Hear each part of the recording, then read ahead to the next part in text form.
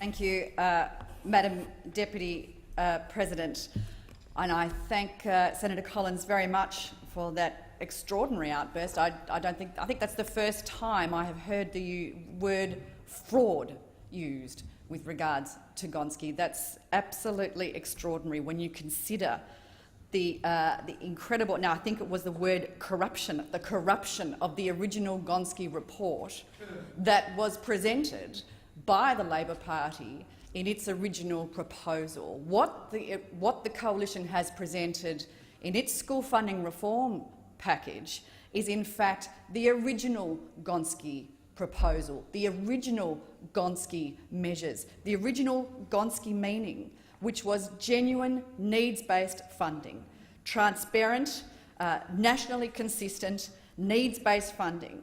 Every school and every element of the Australian school system benefits from the Coalition's school funding reform. It has overwhelming public support, and yet those opposite clutch at straws, desperately searching for an opportunity to criticise the Coalition, who is being overwhelmingly supported in its proposals. The Turnbull government is introducing genuine needs-based funding, will increase investment, and it will give Australian students the quality education that they deserve.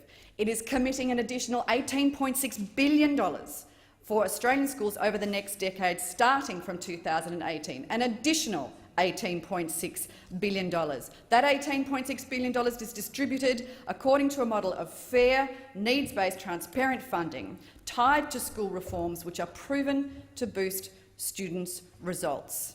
This landmark quality schools reform, Commonwealth funding for Australian schools, means Commonwealth funding for Australian schools will grow from a record this year of $17.5 billion in 2017 to over $30.6 billion in 2027, and that includes more than $2.2 billion in new funding just in the next 4 years, included in this year's budget, and that follows on from an additional $1.2 billion in last year's budget. This Coalition's school funding model has the imprimatur of David Gonski himself, who is also preparing an updated report for the government on how best to spend the money to improve student performance and improve students' results.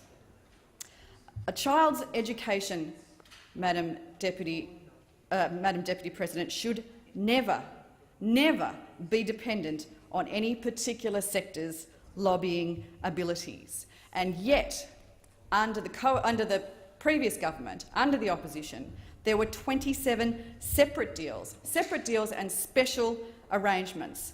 And the opposition did not have the political courage to deal with those particular lobbying groups, to deal with those particular sectors and their demands. This government, the Coalition government, has the political will, has the political courage, and has the imprimatur of David Gonski himself. But not just David Gonski. If you speak to other members of the Gonski panel, somebody like Ken Boston, who was a Gonski Review panellist, but he's also a very strong supporter of public education, and he was the former head of the New South Wales Education Departments. Ken Boston said 5 years after the release and subsequent emasculation, they were his words, emasculation of the Gonski report, Australia now has a rare second chance. There are no grounds for opposition to the schools funding bill in principle, and every reason to work collaboratively towards its successful implementation and further refinement in years ahead. He also said it would be a tragedy, Madam Deputy President, if the government bill is voted down.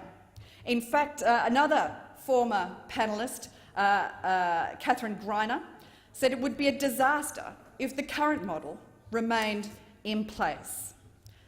A child's education, as I've said, should never be dependent on a sector's lobbying ability. It's imperative now that we grab the opportunity to implement the true Gonski reforms, fair, needs-based funding with both hands. And I urge the opposition to reconsider its recalcitrance and embrace those reforms, if for nothing else than on the grounds of equity. Thank you, Senator